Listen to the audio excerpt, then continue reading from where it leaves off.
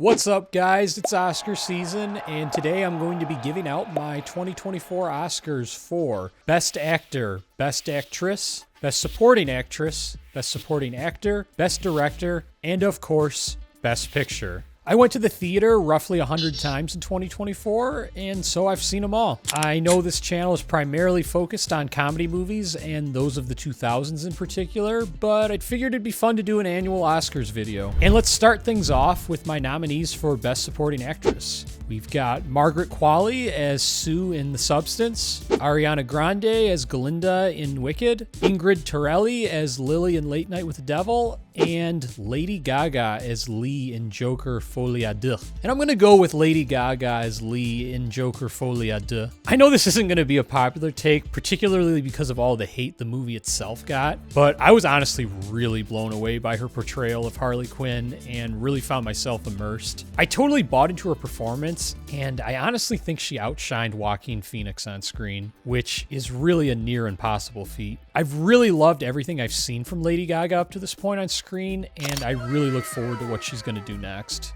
I hope this guy blows his brains out. On to Best Supporting Actor, and my nominees are Corey Michael Smith as Chevy Chase in Saturday Night, Tom Hardy as Johnny in the Bikeriders, and Nicolas Cage for Longlegs in Longlegs. And honestly, out of all of the categories, I think this was the most difficult choice. I really agonized between Corey Michael Smith and Tom Hardy here, and as much as I love the comedy movie genre, I ultimately got to go with Tom Hardy for his role as Johnny in the Bikeriders. Something that particularly stood out with him is that he was completely unrecognizable in this movie, and I don't just mean in appearance. I legitimately didn't know who he was in the movie until the end credits. That's the kind of range he showed in this role.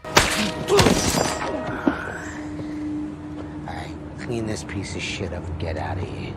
And my Best Actress nominees are Mikey Madison as Ani in Anora, Demi Moore as Elizabeth in The Substance, and Cynthia Erivo as Elphaba in Wicked. Talk about three wildly different characters in three wildly different movies. All of these performances were outstanding. This was honestly the easiest decision for me out of all of the categories because she put on just such an iconic performance, and that's Mikey Madison as Ani in Anora. She owned it. I totally believed her entire performance from start to finish, and she left a strong emotional impact on me. Even thinking about it now, there are several scenes in that movie that will stick with me forever, and I really love this for her. I loved her in Once Upon a Time in Hollywood, and I loved her in the Scream reboot.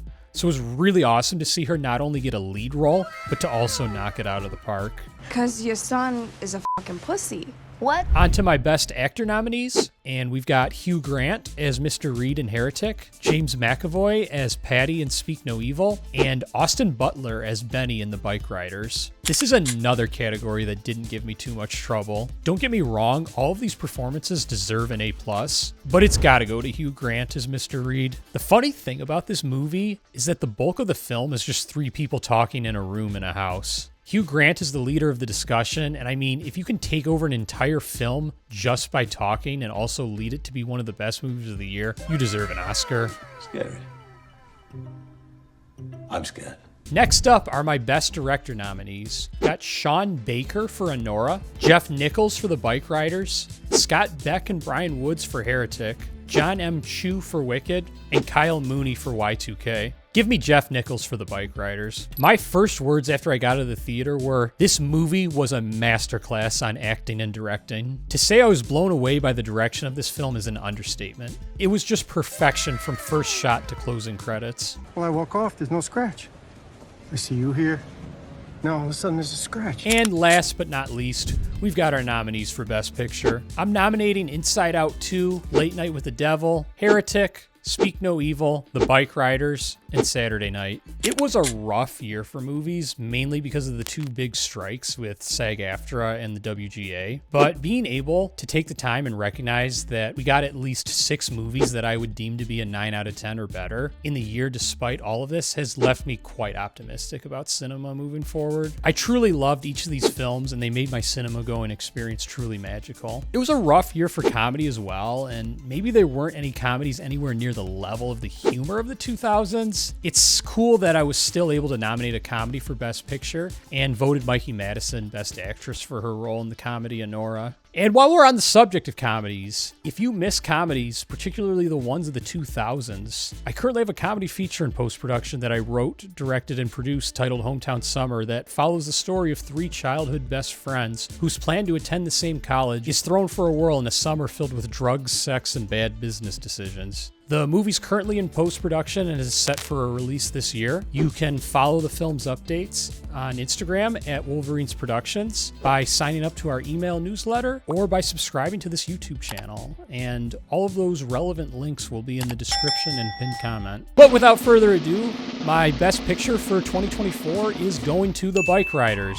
This wasn't an easy decision. I think you could reasonably make a case for any of the 6 I nominated, but the Bikeriders was the greatest cinematic experience I had in 2024. As previously mentioned, the acting and directing in this movie were straight up flawless, like among the best I've ever seen. The story and its authenticity pulled me in from the opening credits. And I was just emotionally invested in all of the characters and their stories for the duration of the film. The movie reminds me a lot of a Martin Scorsese flick, and that's just another great thing about this movie is that it took place in the 1960s, and I really felt like I time warped into the 1960s when I was viewing this movie. Everything just felt so real. It was one of those movies that you watch in theaters and you just completely lose yourself. You completely forget you're in a theater watching a movie, and that's special. And one additional note that isn't directly related to the quality of the film, but it was really awesome to see a mid-budget drama produced and released theatrically. We haven't gotten a ton of these in the current era, and I would really love to see more. And if you're like me and you would like to see more comedy movies come to theaters, you'll want to check out this video in which I go through reasons for optimism for a comedy movie renaissance.